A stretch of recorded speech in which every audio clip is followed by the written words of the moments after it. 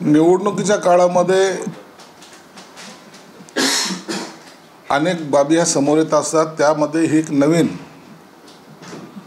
Bogus मतदार यादी आहेत, एका यादीमध्ये अनेक नाव आहेत, असं काही लोकांचं मत आहे, काही पक्षांचं मत आहे. म्हणून यांनी आज जो काही मोर्चा काढला आहे, निश्चितच याबाबतचा जो काही निर्णय घ्यायचा आहे तो निवडणूक आयोग हे घेणार आहे. म्हणून या मोर्चाला आमचा कोणत्याही पद्धतीचा विरोध नाही आहे, ना त्यांनी काढू नये असं काही आमचं काय त्यांना हे पण नव्हतं. म्हणून त्याला जो काही कायदेशीर इलाज जो त्याच्यावरचा आहे त्या निवडणूक आयोगाला घेतलं पाहिजे. एक निश्चित आहे की अशा बोगस याद्या या कोणत्या एका मतदारसंघात नाही तर महाराष्ट्रात अनेक ठिकाणी आहेत असं सर्वजण मान्य करत आहेत.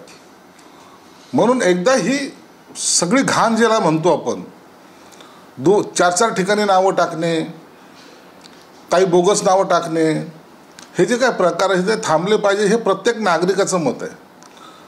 जो मतदानाला जात नाही त्याच्या नावावर जेव्हा मतदान होतं त्या टायमाला एक आश्चर्याचा धक्का बसतो. आता हा कोणता पक्ष करतो का कार्यकर्ता करतो या वादात मी जात नाही, परंतु हे नसावं या मताचे आम्ही सुद्धा आहोत.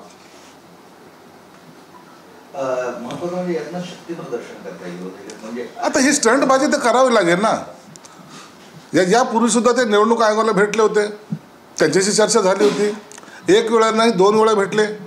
तिसऱ्यांदा हे लोकांना रस्त्यावर आणण्याचं कारण काय तेच जाणवत.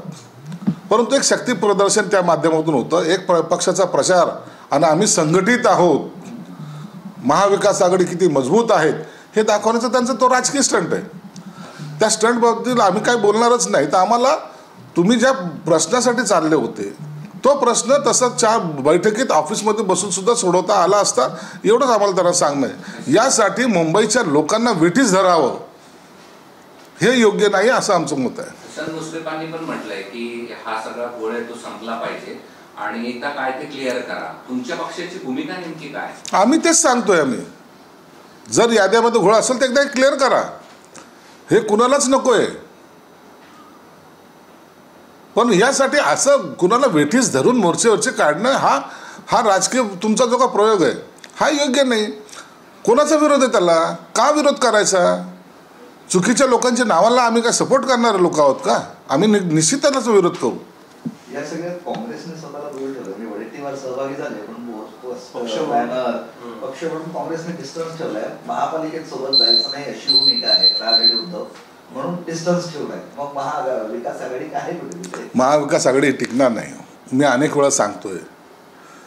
आता राजसाहेबाची झालेली एंट्री ही महाविकास आघाडीमध्ये पुन्हा एकदा फूट पाडण्याचा एकमेव ज्ञान मिळालेली संधी आहे. काँग्रेस कधीच त्यांच्याबरोबर जाणार नाही. राष्ट्रवादीचं मुंबईमध्ये तसंही अस्तित्व नाहीच आहे. म्हणून आता ही महाविकास आघाडी राहणार नाही हे निश्चित झालेलं आहे.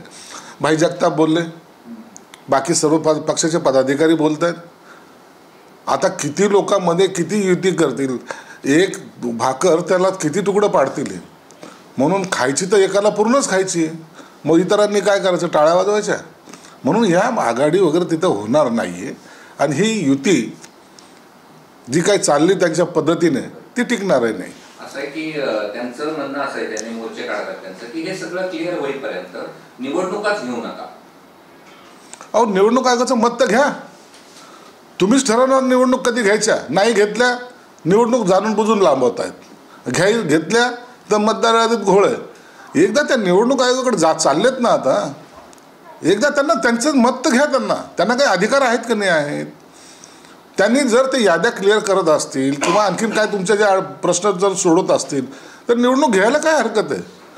मग तुम्ही आम्हाला बघा, आम्ही गेल्यामुळं निवडणुका लांबल्या आणि ह्यांनी हे पळवाट शोधली असं काही जे काही त्यांचं स्टेटमेंट असतात, मग ते दोन्हीकडून चितबी मेरी पटबी मेरी असं बोलण्यात काही अर्थ नाही. सिंधुदुर्गमध्ये पण तुमच्या पक्षावर आरोप केलाय भाजपाने की तुमच्या पक्षाचे जे स्थानिक आमदार आहेत अब्दुल सत्तार, त्यांनी बंद क्वार्टरमध्ये 500 या ठिकाणी मतदार नोंदवलेले आहेत आणि आरोप भाजपाचा आहे. एक लक्षात घ्या, आमच्या इथे निवडणूक आयोगाने जे काही डायरेक्शन दिलेत त्या डायरेक्शननुसार आम्ही आमच्या जिल्ह्यापुरतं एक वेगळ्या कमिट्या तयार केलेल्या आहेत, सदस्याच्या कमिट्या तयार केलेल्या आहे. आणि प्रत्येक ठिकाणी ज्या ज्या ठिकाणाहून अशा आम्हाला तक्रारी प्राप्त होत आहेत तर त्या कलेक्टरच्या अध्यक्षतेखाली ते सर्व कमिटी जाऊन त्या मतदारसंघात किंवा त्या एरियामध्ये, मग वार्डचा एरिया असेल, जिल्हा परिषद सर्कल असेल, तालुक्याच्या लेवलचं कोणतं एखादं गाव असेल, त्या ठिकाणी जाऊन तो सर्वे करतात आणि त्या यादीप्रमाणे जर टॅली झाले नाही तर तातडीनं त्याच्या नावं कमी करण्याचा प्रोसेस आम्ही चालू केलेली. सिल्लोडचे नाही, अख्ख्या जिल्ह्यामध्ये आमच्या ही एक वेगळं स्क्वॉडच आम्ही तयार केलेलं आहे आणि ते स्क्वॉड प्रत्येक ठिकाणी जातात. कुणाचीही तक्रार कुणाही बाबत असेल तर त्यांनी कलेक्टरकडे त्याचं लेखी द्यावं, त्याची तातडीनं तिथलची तपासणी करण्यात येईल आणि जर चुकीची नावं असेल तर ते काढण्यात येतील. निवडणूक आयोग सरकारचा पार्टनर आहे, ते पार्टनरप्रमाणे काम करते असे विजय वडेट्टीवार बोलत आहेत. म्हणजे निवडणूक आयोगाला कुठल्याही प्रकारचा दबाव नाही किंवा तुमच्यासोबत ते काम करत आहे, मित्रच तुमचं असं त्यांना म्हणाल. निवडणूक आयोग हे कुणाच्या सांगण्यावर बोलण्यावर चालत नसतं. एका महाशयाने तर असा आरोप लावला होता की निवडणूक आयोग हे 2000 कोटी रुपयाचा भ्रष्टाचार केला, असे त्यांच्यावर आरोप झालेले आहेत. निवडणूक आयोग हे कुणाच्या बांधील नसतं, ते एक स्वायत्त संस्था आहे. त्यांना एक वेगळे अधिकार प्रदान केलेले आहेत आणि त्यांच्या अधिकारामध्ये कुणालाही हस्तक्षेप करण्याचा अधिकार नाही. म्हणून कोणतेही पक्ष असला तरी निवडणूक आयोग आपलं काम करत असतं. शेतकऱ्यांनी वेळेत कर्ज फेडण्याची सवय लावावी, सारखं फुकटात कसं सांगणार असं विधान राज्याचे उपमुख्यमंत्री अजित पवार यांनी बारामतीत केलं. तुमचं काय म्हणणं या विधानावर सांगा. अजितदादा आहेत, ते अजितदादा बोलताना स्पष्ट बोलतात, त्याचा अर्थ तुम्ही असं त्यांच्यावर टीका किंवा असं नाही आहे. तर अजितदादांनी एक बॅलेन्सिंग ही भूमिका घेतलेली. दरवेळेला कर्जमाफी हा जो काही येत असताना प्रकार, तर त्याच्यात एक सामंजस्य भूमिका सर्वांनी घेतली पाहिजे आणि एक चांगलं आपलं राज्य पुढे जाईल याची काळजी केली पाहिजे. यानुसार त्याने केलेलं ते स्टेटमेंट होतं. चंद्रकांत पाटलांची काय भूमिका आहे त्यावर? अजित पवारांच्या बद्दलची पक्षाची भूमिका काय आहे? ते योग्य का योग्य आहे? त्यांनी केलेली भूमिका, त्यांनी घेतलेलं स्टेटमेंट हे त्यांच्या पक्षाच्यानुसार त्यांनी केलेलं स्टेटमेंट आहे आणि ते उपमुख्यमंत्री आहेत, अर्थमंत्री आहेत, म्हणून त्याच्यामध्ये काहीतरी अर्थ असतो. म्हणून त्यांच्या भूमिकेला विरोध किंवा सपोर्ट करण्याचा प्रश्न येत नाही. चंद्रकांत पाटलांच्या एका विधानामुळे चर्चा सुरू झाली. त्यांनी असं म्हटलं आहे सांगलीच्या तासगावच्या कार्यक्रमात, राष्ट्रवादी पक्ष शरद पवारांचा आणि शिवसेना पक्ष उद्धव ठाकरेंचा आहे. बाळासाहेब ठाकरे नी जो पक्ष काढलाय तो पक्ष शिवसेना, तो पक्ष आमच्याकडे आहे, अधिकृतपणे आहे. चंद्रकांत दादांनी काय त्यांनी मत व्यक्त केलं, त्यांनी केलेलं ते संशोधन असेल. त्यांना इतर पक्षामध्ये डोकवण्यापेक्षा चंद्रकांत दादांनी वस्तुस्थितीसुद्धा जाणून घ्यावी. असे स्टेटमेंट दिल्यानंतर इतरांमध्ये हालचाल होईल किंवा चलबिचल होईल असं स्टेटमेंट वरिष्ठ असलेले चंद्रकांत दादांनी करू नये अशी त्यांना माझी विनंती राहील. जी घोषणा केली त्यावरती पूर्ण झाली नाही तर बच्चू कडू असं म्हटले की फासावर जायला तयार आहे. फासावर जायला तयार जरी असले तरी त्याला दिलेली वेळ ही त्यांना पाळावी लागेल, त्या वेळेपर्यंत वाट पाहावी लागेल. बरं, एक शेवटचं विचारत होतं की पुढच्या आठवड्यात निवडणुकाची घोषणा होण्याची शक्यता आहे, अशी जोरदार चर्चा सुरू आहे. म्हणजे पहिल्या टप्प्यात नगरपालिका, शेवटी वगैरे काय सरकारच्या हालचाली यावर? नाही, सरकारच्या हालचाली म्हणून नाही, परंतु पक्ष म्हणून प्रत्येक पक्ष तयारीला लागलेला आहे.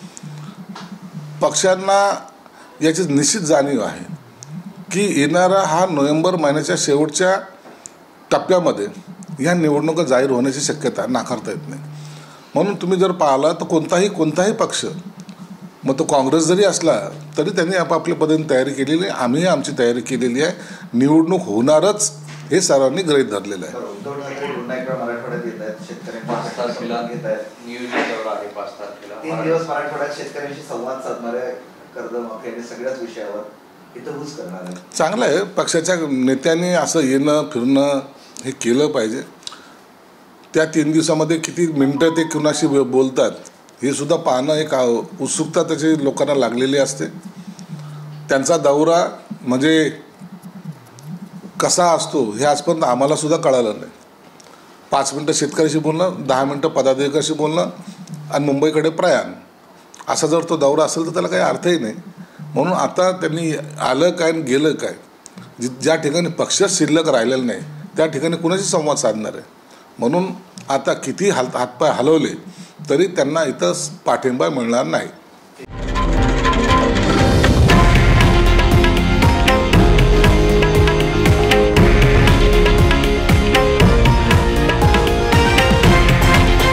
हे आहे देशातील नंबर 1 न्यूज नेटवर्क आणि आपण पाहत आहात TV9 मराठी, एकमेव.